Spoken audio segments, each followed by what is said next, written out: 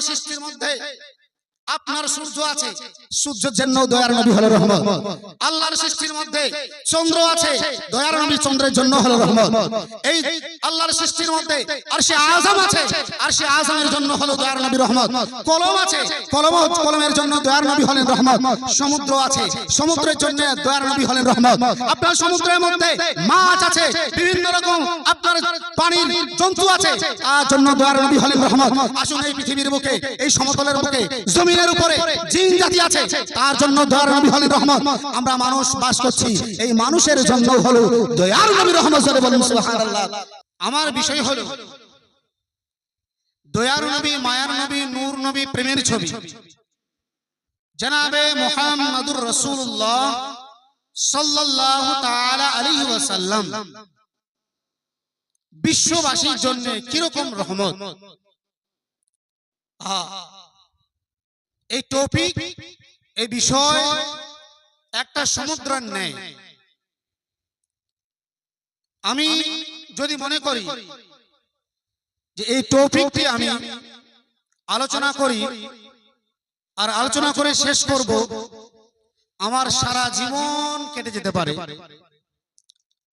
কিয়ামত হয়ে যেতে পারে, কিন্তু এই টপিকের পূর্ণ বিবরণ একজন মানুষের জন্য সম্ভব নয়। তার কারণ আমি আপনাদেরকে বুঝাচ্ছি। আজকের এই টপিকটি একটু মন দিয়ে শ্রবণ করবেন। আর এই টপিকটি বোঝানোর জন্য আমি খুব চেঁচাচেঁচি করব না, খুব উৎসাহিত এবং আমি মানে একদম পুরো জোরপূর্বক আপনাদেরকে বুঝাবো না। তার কারণ এই বিষয়টা একটু বুঝার ব্যাপার আছে। আমি শান্তির সহিত আস্তে আস্তে করে আপনাদেরকে বুঝাবো। দয়ার নবী, মায়ের নবী, নূর নবী, প্রেমের ছবির সঙ্গে আমরা অন্তরঙ্গ আমাদের প্রেম ভালোবাসা। হাদিস শরীফের মধ্যে বর্ণনা হয়, রাসূল করিম সাল্লাল্লাহু তাআলা আলাইহি ওয়াসাল্লাম ইরশাদ করেন, একজন ব্যক্তি ততক্ষণ পর্যন্ত কামেল মুমিন হতে পারে না যতক্ষণ পর্যন্ত সে ব্যক্তি নিজের বাবা, নিজের মা, আপন ছেলে, আপন মেয়ে এবং নিজের সমস্ত ধন সম্পদ, এক কথায় যদি আপনাদের বুঝিয়ে বলি, সমগ্র পৃথিবী থেকে দয়ার নবীকে ভালো না বাসবে ওই ব্যক্তি কামেল মুমিন হতে পারে না। তাহলে বুঝতে পারলেন রাসূল করিম সাল্লাল্লাহু আলাইহি সাল্লামের শান মান কতটা। একজন ব্যক্তি ততক্ষণ পর্যন্ত কামেল মুমিন হতে পারে না যতক্ষণ পর্যন্ত দয়ার নবীকে নিজের জান, নিজের মাল, আল আওলাদ, মাতা পিতা, ধন সম্পদ, সমগ্র পৃথিবী থেকে দয়ার নবীকে ভালো না বাসবে ওই ব্যক্তি ততক্ষণ পর্যন্ত কামেল মুমিন হতে পারে, বলুন হতে পারে না। তাহলে একটা আয়াত শুনিয়ে দিই, আবার তার তরজমা। মহান আল্লাহ পাক রব্বুল আলামিন ইরশাদ করেন, যতক্ষণ পর্যন্ত তোমরা কামেল মুমিন না হও তোমরা মরিও না। আল্লাহ কি বলেছেন? কালাম পাকের মধ্যে ইরশাদ করেছেন, তোমরা যতক্ষণ পর্যন্ত কামেল মুমিন না হবে ততক্ষণ পর্যন্ত মরিও না। তো মরার আগে কামেল মুমিন হয়ে মরতে হবে। আর কামেল মুমিন হতে গেলে দয়ার নবীকে সব থেকে বেশি ভালোবাসতে হবে। হে মুসলমান শুনুন, বিশেষ করে সাত মারার মুসলমান শুনুন, যে মরার পূর্বে, কবরে যাওয়ার পূর্বে আমাদেরকে দয়ার নবীর সঙ্গে সমগ্র পৃথিবী থেকে বেশি ভালোবাসতে হবে। জোরে বলুন সুবহানাল্লাহ। এবার আসুন, আমি আয়াতে কারিমা তেলাওয়াত করেছি, ওয়ামা আরসালনাকা ইল্লা রাহমাতাল লিল আলামিন, সূরা আম্বিয়া আয়াত নাম্বার 107। মহান আল্লাহ পাক বলছেন, হে নবী, আমি আপনাকে সমগ্র পৃথিবীর জন্য রহমত এবং দয়া করে পাঠিয়েছি। আল্লাহ বলছেন কোরআন পাক, আমাদের মুসলমানের আকীদা হলো যে কোরআনের মধ্যে কোন রকম ভুল ভ্রান্তি হতে পারে, জোর হতে পারে না। কোরআনের মধ্যে কোন রকম ভুল ভ্রান্তি অবকাশ নেই। যালিকাল কিতাবু লা রাইবা ফি, এই কোরআনের মধ্যে কোন রকম সন্দেহের অবকাশ নেই। মহান আল্লাহ পাক কোরআন পাকের মধ্যে ইরশাদ করছেন ওয়া মা আরসালনাকা ইল্লা রাহমাতাল লিল আলামিন। মহান আল্লাহ পাক বলছেন যে হে মাহবুব, আমি আপনাকে সমগ্র পৃথিবীর জন্য রহমত এবং দয়া করে প্রেরণ করেছি। দয়ার নবী, সমগ্র পৃথিবীর জন্য রহমত, সমগ্র পৃথিবীর জন্য রহমত। হে মুসলমান শুনুন, এদিকে তাওয়াজ্জু দিন। আল্লাহ পাক রব্বুল আলামিন কালাম পাকের মধ্যে ইরশাদ করেন আলহামদুলিল্লাহি রাব্বিল আলামিন। আমরা প্রশংসা কার করি? মহান আল্লাহ। এবার মহান আল্লাহর প্রশংসা করি। মহান আল্লাহকে রব্বিল আলামিন, যিনি সমগ্র পৃথিবীর প্রতিপালক, যিনি সমগ্র পৃথিবীর স্রষ্টা, যিনি সমস্ত পৃথিবীর খালিক ও মালিক। মহান আল্লাহ পাক বলছেন রব্বিল আলামিন। আল্লাহ এখানে নিজের জন্য শব্দ ব্যবহার করেছেন। আমি সমগ্র পৃথিবীর জন্য হলাম রব, আমি সমগ্র পৃথিবীর জন্য হলাম প্রতিপালক, আমি সমগ্র পৃথিবীর হলাম খালিক। আর দয়ার নবীর জন্য ব্যবহার করেছেন রাহমাতাল লিল আলামিন। আমি যেই যেই জিনিসের জন্য খালিক, আমি যেই যেই জিনিসের আমি রব, আমি যেই যেই জিনিসের প্রতিপালক, আমার দয়ার নবীকে আমি সৃষ্টি করেছি সেই সেই জিনিসের জন্য রহমত। হে মুসলমান, আল্লাহ পাক রব্বুল আলামিন সমগ্র পৃথিবীর জন্য রহমত। আলাম, আলামিন এটা হলো বহুবচন, এর এক বচন হলো আলাম।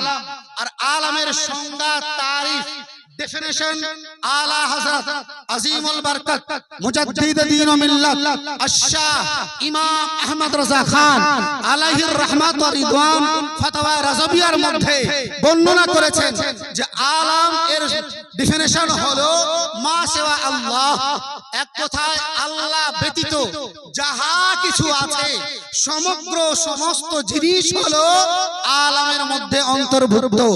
আর এটাও আলাম, কলম এটাও হলো আপনার আলামের মধ্যে।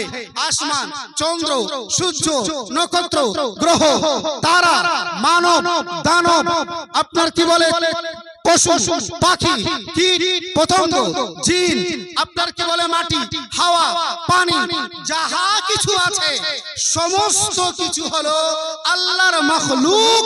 এটা হলো আলাম। আর এই সমস্ত আলামের জন্য রহমত হলো দয়ার নবী। জোরে বলুন। এবারে আল্লাহর সৃষ্টির মধ্যে আপনার সূর্য আছে, সূর্যের জন্য দয়ার নবী হলো রহমত। আল্লাহর সৃষ্টির মধ্যে চন্দ্র আছে, দয়ার নবী চন্দ্রের জন্য হলো রহমত। এই আল্লাহর সৃষ্টির মধ্যে আরশে আযম আছে, আরশে আযমের জন্য হলো দয়ার নবী রহমত। কলম আছে, কলমের জন্য দয়ার নবী হলেন রহমত। সমুদ্র আছে, সমুদ্রের জন্য দয়ার নবী হলেন রহমত। আপনার সমুদ্রের মধ্যে মাছ আছে, বিভিন্ন রকম আপনার পানির জন্তু আছে, তার জন্য দয়ার নবী হলেন রহমত। আসুন এই পৃথিবীর বুকে, এই সমতলের বুকে, জমিনের উপরে জিন জাতি আছে, তার জন্য দয়ার নবী হলেন রহমত। আমরা মানুষ বাস করছি, এই মানুষের জন্য হলো দয়ার নবী রহমত। জোরে বলুন সুবহানাল্লাহ। এবার মুসলমান শুনুন, এই মানুষের মধ্যে আবার অনেক ভাগ আছে। মানুষের মধ্যে পুরুষ আছে, মহিলা আছে। দয়ার নবী পুরুষের জন্য যেমন রহমত, মহিলাদের জন্যও তেমন রহমত। দয়ার নবী যেমন আপনার বুড়োদের জন্য রহমত, তেমনি যুবকদের জন্য রহমত, তেমনি বাচ্চাদের জন্য রহমত। হে মুসলমান শুনুন, এক কথায় পুরো মানব জাতির জন্য দয়ার নবী হলেন রহমত। এবার আসুন, এই মানব জাতির মধ্যে এমনও কিছু আছে, কেউ আছে কাফের, কেউ আছে মুশরিক, কেউ আছে আপনার মুসলমান, কেউ আছে আবার বেঈমান। হে মুসলমান শুনুন, মহান নবী দয়ার নবীকে মহান আল্লাহ পাক রব্বুল আলামিন মুসলমানদের জন্য রহমত করেছেন, তো কাফিরদের জন্য রহমত করেছেন। জোরে বলুন। কেমন লাগছে না যে কাফিরদের জন্য মুশরিকদের জন্য আবার দয়ার নবী কিরকম রহমত হয়? ওরা তো কাফির, ওরা তো মুশরিক। মুশরিকের জন্য কিভাবে রহমত, কাফিরদের জন্য কিভাবে রহমত? একটু আজব লাগছে না? লাগছে কি লাগছে না? এবার শুনুন, দয়ার নবী মুসলমানদের জন্য রহমত, কাফিরদের জন্য রহমত। কাফিরদের জন্য কিভাবে রহমত শুনুন। দয়ার নবী সাল্লাল্লাহু আলাইহি ওয়াসাল্লাম কাফিরদের জন্য এই রূপ রহমত, যেই কাফির এই দুনিয়ার বুকে আছে তো মহান আল্লাহ পাক রব্বুল আলামিন তাদেরকে এই দুনিয়ার আযাব থেকে বাঁচিয়ে দিয়েছে। জোরে বলুন সুবহানাল্লাহ। এই দুনিয়ার আযাব থেকে তাদেরকে বাঁচিয়ে দিয়েছে।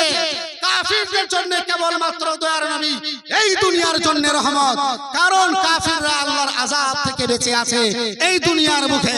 হে মুসলমান, এই রূপে দয়ার নবী হলেন কাফির এবং মুশরিকদের জন্য রহমত। আসুন, দয়ার নবী ফেরেশতাদের জন্য রহমত, নবীদের জন্য রহমত। নবীদের জন্য কি রূপে রহমত? এবার আসুন একটা হাদিস শুনুন।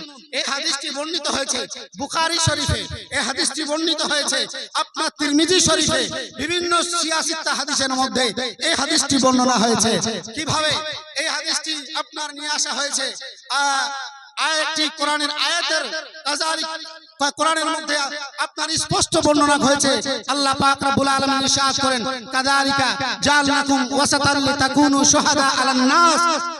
আল্লাহ পাক রব্বুল আলামিন ইরশাদ করছেন, হে উম্মতে মুহাম্মাদি, আমি তোমাদেরকে উম্মতে ওয়াসাতা করেছি এবং মানুষদের জন্য তোমাদেরকে সাক্ষী করেছি। কি রূপে? এবার এর হাতে একটা হাদিস এসেছে, যে হাদিসটি বর্ণনা হয়েছে বুখারী শরীফের মধ্যে, এই হাদিসটি বর্ণনা হয়েছে আবার তিরমিজি শরীফের মধ্যে। হে মুসলমান শুনুন, দয়ার নবী সাল্লাল্লাহু আলাইহি ওয়াসাল্লাম ইরশাদ করেন যে রোজ মাহশারে, কিয়ামতের দিনে, উত্তপ্ত দিনে, সেই দিন আপনার কি হবে? আল্লাহ পাক রব্বুল আলামিন হযরত নূহ আলাইহিস সালামকে ডাকবেন, হে নূহ আলাইহিস সালাম, আমি আপনাকে দুনিয়ার বুকে পাঠিয়েছিলাম আমার বার্তা মানুষের কাছে পৌঁছিয়ে দেওয়ার জন্য। বলুন আপনি কি আমার বার্তা আপনার উম্মতের মধ্যে প্রচার ও প্রসার করেছেন কিনা? হযরত নূহ আলাইহিস সালাম বলবেন, ইয়া আল্লাহ, আপনি যা বার্তা আমাকে দিয়েছিলেন আমি সমস্ত আপনার বার্তা আমার উম্মতের কাছে আমি পৌঁছিয়ে দিয়েছি। এবার নূহ আলাইহিস সালামের উম্মতকে জিজ্ঞাসা করা হবে, হে নূহ আলাইহিস সালামের হে উম্মতেরা, বলো তোমাদেরকে নূহ আলাইহিস সালাম আমার বার্তা পৌঁছিয়েছে কিনা? তো নূহ আলাইহিস সালামের উম্মতেরা মিথ্যা কথা বলবে যে না না, আপনার বার্তা আমাদের কাছে পৌঁছানো হয়নি। সেই সময় আল্লাহ পাক রব্বুল আলামিন আবার নূহ আলাইহিস সালামকে বলবেন, হে নূহ আলাইহিস সালাম, বলো তুমি যে বলছো যে আমি তোমার বার্তা আমার উম্মতের কাছে পাঠিয়েছি, বলো এর কোনো তোমার কাছে সাক্ষী আছে? তোমার কোনো গবাহ আছে? তো নূহ আলাইহিস সালাম বলবেন, হ্যাঁ আছে। বলে কে? আখিরি নবী জনাবে মুহাম্মদুর রাসূলুল্লাহ সাল্লাল্লাহু আলাইহি ওয়াসাল্লাম সাক্ষী আছে। সেই সময় হুজুর আলাইহিস সালাতু ওয়াস সালামের কে সাক্ষী যখন করা হবে, সেই টাইমে উম্মতে মুহাম্মাদি সাক্ষী দেবে। তখন উম্মতে মুহাম্মাদি সাক্ষী দেবে, হে আল্লাহ, তোমার নবী হযরত নূহ আলাইহিস সালাম উনি সাক্ষী দিয়েছেন, উনি আপনার বার্তা উম্মতের কাছে পৌঁছিয়ে দিয়েছেন, তিনার উম্মতেরা মিথ্যা কথা বলছে। এমন সময় তখন আবার আমাদের উম্মতে মুহাম্মাদির কথাকে তাসদীক করবেন কে? হুজুর সাল্লাল্লাহু আলাইহি ওয়াসাল্লাম বলবেন, হ্যাঁ হ্যাঁ, আমার উম্মতেরা তারা সত্যি সাক্ষ্য দিচ্ছে। হে মুসলমান, তাহলে এখানে বোঝা গেল যে দয়ার নবী সাল্লাল্লাহু আলাইহি ওয়াসাল্লাম নবীদের জন্য রহমত, কারণ সেই দিন রোজ মাহশারে যখন অন্যান্য নবীদের সাক্ষীর প্রয়োজন হবে, সেই টাইমে সাক্ষী দেবেন দয়ার নবী সাল্লাল্লাহু আলাইহি ওয়াসাল্লাম। সাক্ষী দিয়ে নবীদেরকে আল্লাহ দরবারে সেদিন তাসদীক করে তিনাদেরকে পরিত্রাণ দিবেন। জোরে বলুন সুবহানাল্লাহ। এতে বোঝা গেল দয়ার নবী সাল্লাল্লাহু আলাইহি ওয়াসাল্লাম নবীদের জন্য হলেন আপনার কি রহমত। হে মুসলমান শুনুন, আলহামদুলিল্লাহ আল্লাহ পাক রব্বুল আলামিন এই বিশ্ববাসী যত কিছু আছে তার জন্য রহমত। বিশেষ করে যেমন আপনি যদি ইতিহাস খুলে দেখুন, হাদিস খুলে দেখেন যে হযরত ঈসা আলাইহিস সালাতু সালামের জামানার পরে প্রায় 550 বছর পরে রাসূল করিম সাল্লাল্লাহু তাআলা আলাইহি ওয়াসাল্লাম এই ধরাধামের বুকে আগমন করেছেন। আর এই সময়টা এত বেবিচারী, এত পাপাচারী, এত অত্যাচারে পরিণত হয়েছিল। হাদিস যখন পড়ি, হাদিস পড়ার সময় চোখ থেকে যেন জল বেরিয়ে আসে, এমন একটা সময় ছিল যেই সময়কালে যে মেয়ে কারো যদি কন্যা সন্তান হতো, মেয়ে সন্তান হতো, সেই কন্যা সন্তানকে, মেয়ে সন্তানকে সেই টাইমের জালেমরা তারা কি করত, জীবিত সেই বাচ্চাকে কবরে দাফন করে দিত। হে মুসলমান, তাহলে ভাবুন কেমন সময় ছিল সেই সময়। দয়ার নবী, মায়ার নবী সাল্লাল্লাহু আলাইহি ওয়াসাল্লাম উম্মতের কাছে বার্তা পৌঁছে দিলেন, যেই বাড়িতে কন্যা সন্তান জন্মগ্রহণ করবে সেই বাড়িতে আল্লাহর রহমত বর্ষিত হবে।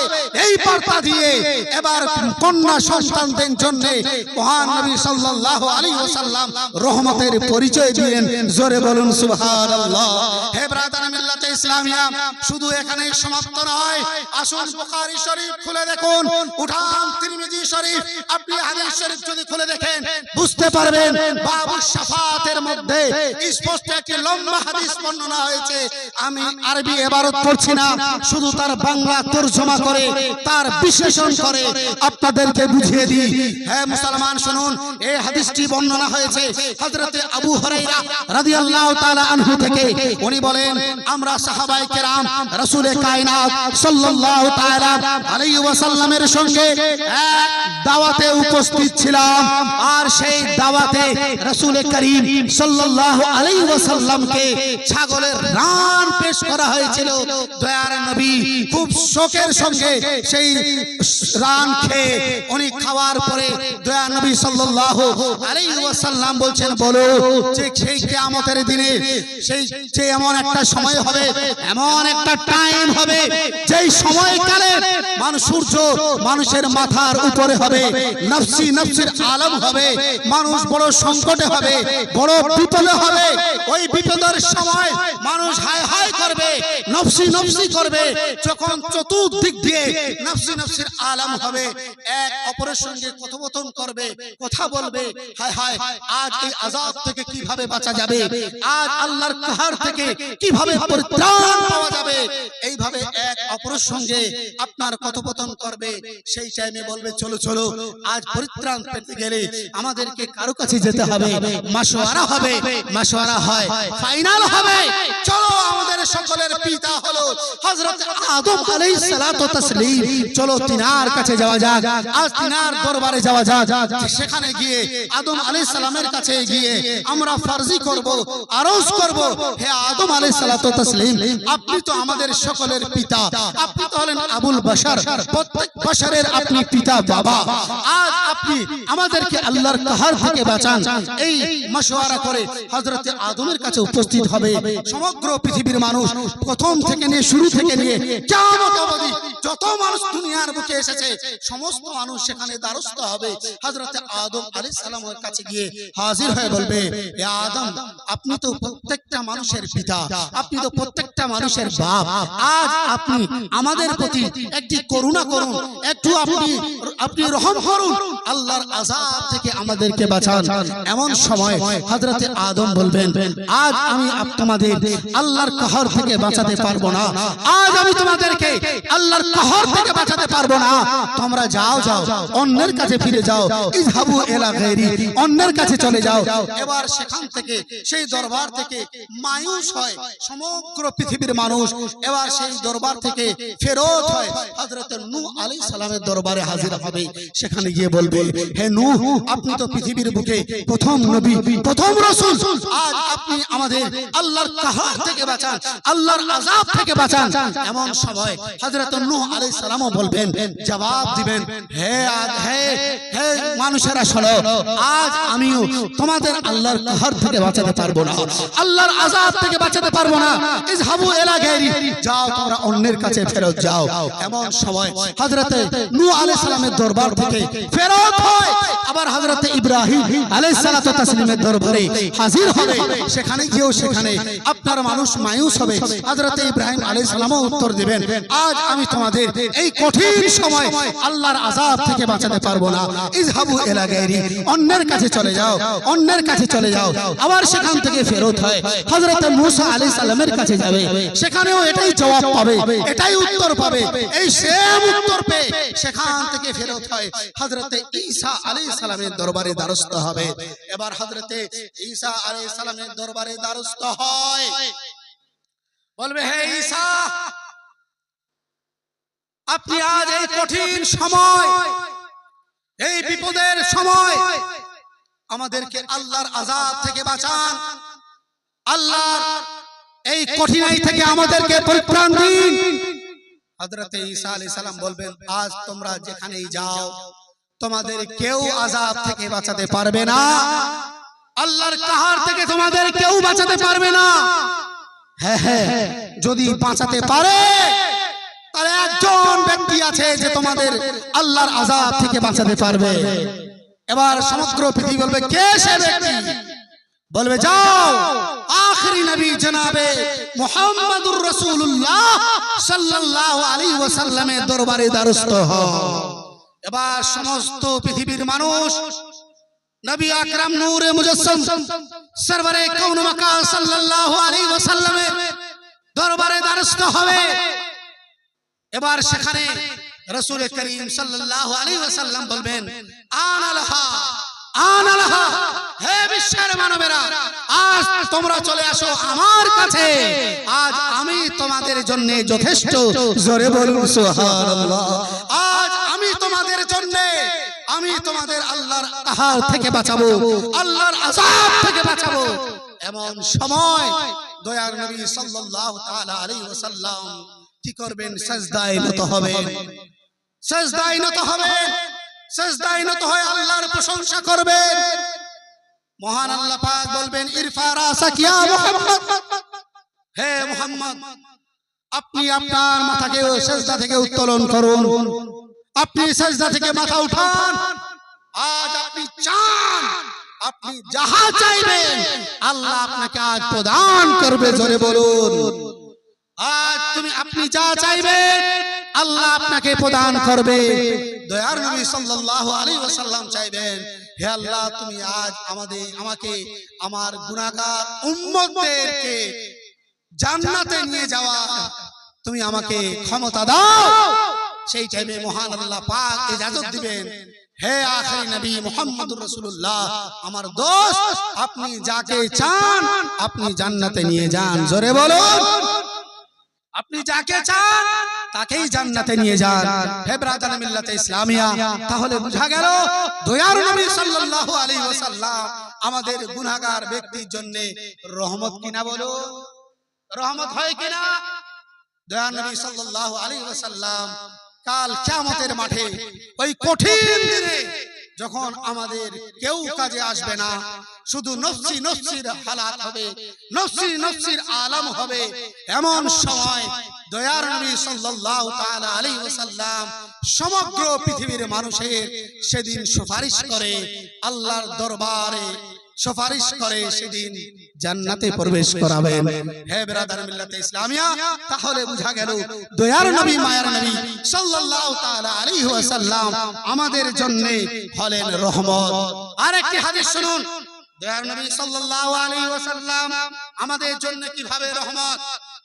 এক সাহাবী রাসূল সাল্লাল্লাহু আলাইহি ওয়াসাল্লাম বর্ণনা করেন, আমরা নামাজ পড়ছিলাম রাসূল করিম সাল্লাল্লাহু আলাইহি ওয়াসাল্লামের সঙ্গে। আমরা প্রায় নামাজ পড়ি, কিন্তু রাসূল করিম সাল্লাল্লাহু আলাইহি ওয়াসাল্লাম নামাজে অনেক লম্বা সূরা পড়েন না, দীর্ঘ সময় ধরে রাসূল করিম আলাইহিস সালাম নামাজ পড়ান না, সংক্ষিপ্ত সময় নামাজ পড়াতেন। তার কারণ যে সেই টাইমে মানুষ অনেক কাজে ব্যস্ত, মুসলমান সেই টাইমে দুস্থ গরীব, তারা দিন মজুর, খাটতো, কামাই করতো, খেত। এই কারণে রাসূল করিম সাল্লাল্লাহু আলাইহি ওয়াসাল্লাম সংক্ষিপ্ত নামাজ পড়াতেন।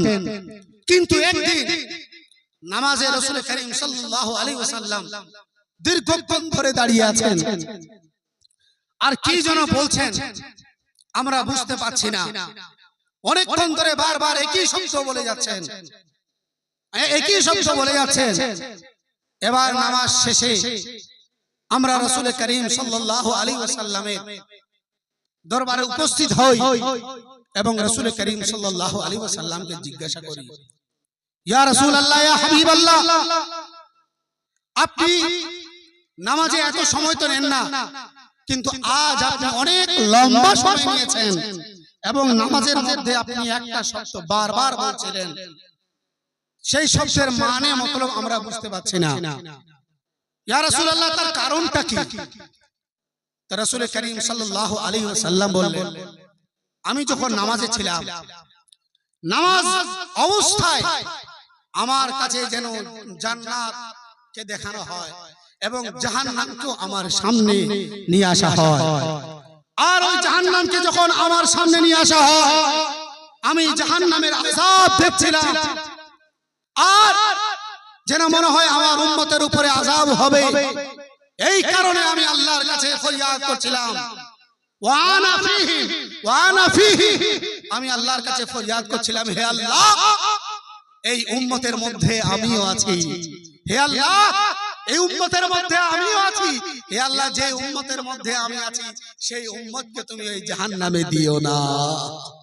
জোরে বলুন। দয়ার নবী বারবার এই শব্দ উচ্চারণ করছিলেন। তাহলে বোঝা গেল রাসূল করিম সাল্লাল্লাহু তাআলা আলাইহি ওয়াসাল্লাম এই উম্মতের জন্য কতটা রহমত, কতটা রহমত। আর সব থেকে বড় রহমত যদি বলা হয়, আজ এই সমগ্র পৃথিবী যদি সৃষ্টি হয়েছে, আমরা মানব যদি দুনিয়ার বুকে এসেছি, আজ যদি এই পৃথিবীর আলো, হাওয়া, বাতাস, জল, পানি, আপনার বিভিন্ন রকমের ফল, ফ্রুট, বিভিন্ন রকমের ফুল যদি আমরা দেখতে পাচ্ছি, উপভোগ করতে পাচ্ছি, ভক্ষণ করতে পাচ্ছি, কেবল মাত্র দয়ার নবী, মায়ার নবী সাল্লাল্লাহু তাআলা আলাইহি ওয়াসাল্লামের কারণে। জোরে বলুন সুবহানাল্লাহ। হে ব্রাদার মিল্লাতে ইসলামিয়া, এই রূপে যদি আমরা দেখি তো রাসূল করিম সাল্লাল্লাহু তাআলা আলাইহি ওয়াসাল্লাম মানব জাতির জন্য এতটাই রহমত, এতটাই রহমত, আমি যতই বয়ান করতে চাই বয়ান সমাপ্ত হবে না। আমি প্রথমেই বলেছিলাম যে রাসূল করিম সাল্লাল্লাহু আলাইহি ওয়াসাল্লাম রহমত, এই বিষয়টা হলো একটা সমুদ্রের ন্যায়। যদি আমি শেষ করতে চাই, এটা কখনো বয়ান করে শেষ করা যাবে না। তবে শুনুন, রাসূল করিম সাল্লাল্লাহু আলাইহি ওয়াসাল্লাম যেমন পুরুষদের জন্য রহমত, ছোট বাচ্চাদের জন্য রহমত, মুসলমানদের জন্য রহমত, কাফিরদের জন্য রহমত, মুশরিকদের জন্য রহমত, মানব জাতির জন্য রহমত। চলে আসুন একটু দেখি আল্লাহ রাসূল সাল্লাল্লাহু আলাইহি ওয়াসাল্লাম কে আল্লাহ পাক রব্বুল আলামিন পশু পাখির জন্য রহমত করে পাঠিয়েছেন। আর পশু পাখিরাও বুঝতো রাসূল করিমের শান কতটা, রাসূল করিমের মান কতটা। কিন্তু এই বিশ্বের মধ্যে কিছু মানুষ এমনও আছে যারা রাসূল করিমের শান বুঝে না। আসুন একটা হাদিস শ্রবণ করুন, যে হাদিসের মধ্যে বর্ণনা হয়েছে, একবার এক আনসারীর একটি উট পাগল টাইপ হয়ে গেছে। যেমন পাগল কুকুর কি করে, মানুষকে কাটতে আসে, ভুকামুকি করে, এর ন্যায় একটা উট হয়ে গেছে। সেই আনসারী সাহাবী বুঝলেন যে এই উট পাগল হয়েছে, এই উটের এলাজ কি হবে। এবার বলুন, যদি মানুষ পাগল হয় বা কোনো পশু যদি পাগল হয়, তার এলাজ কে করবে? ডাক্তার। ডাক্তারের কাছে নিয়ে যাবে না। কিন্তু সেই সাহাবীর আকীদাও বুঝুন, সেই সাহাবীর আকীদাও বুঝুন। উট পাগল হয়েছে, হাজির হয়েছে দয়ার নবীর দরবারে। নারে তাকবীর, নারে রিসালাত, নারে রিসালাত, উলামায়ে আহলে সুন্নাত, উলামায়ে আহলে সুন্নাত, নারে তাকবীর, নারে রিসালাত।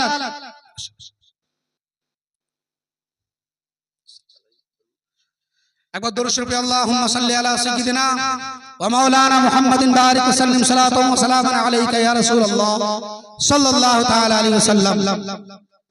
সেই আনসারী ব্যক্তি উট যখন পাগল হয়, সে ব্যক্তি ভাবলেন যাব কোথায়। সে ব্যক্তি হাজির হলেন ডাক্তারের কাছে নয়, হাজির হলেন রাসূল করিম সাল্লাল্লাহু আলাইহি ওয়াসাল্লামের দরবারে। বলছি, ইয়া রাসূলুল্লাহ, ইয়া হাবিবাল্লাহ, আমার একটি উট পাগল হয়ে গেছে, ইয়া রাসূলুল্লাহ, এলাজ কি হবে?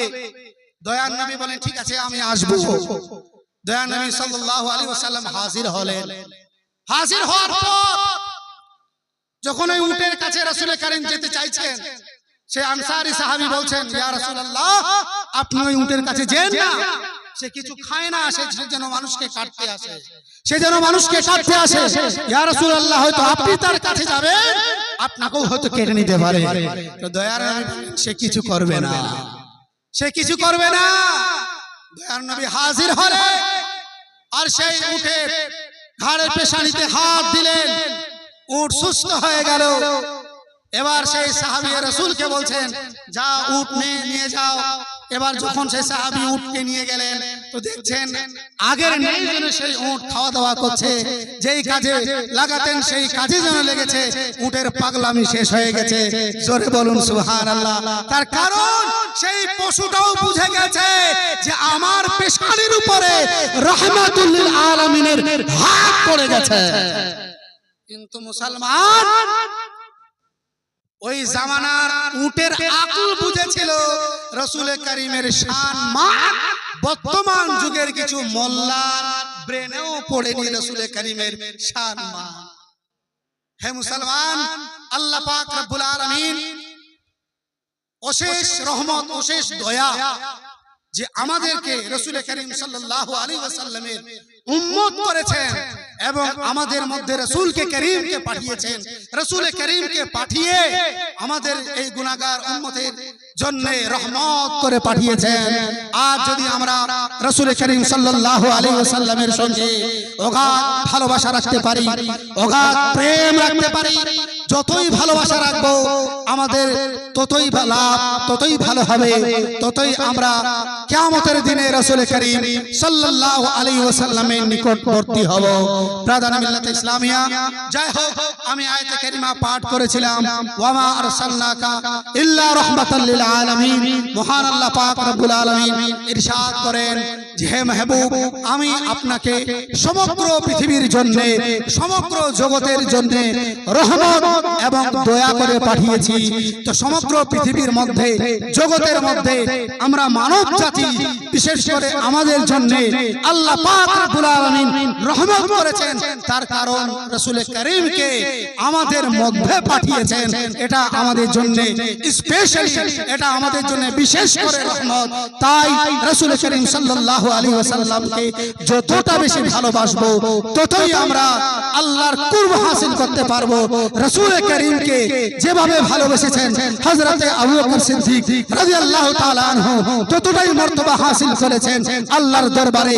যেরূপ ভালোবেসেছেন হযরত উমর ফারুক, যেরূপ ভালোবেসেছেন হযরত উসমান গনি, যেরূপ ভালোবেসেছেন হযরতে আলী মুর্তজা, যেভাবে ভালোবেসেছেন আশারায়ে মুবাশশারা।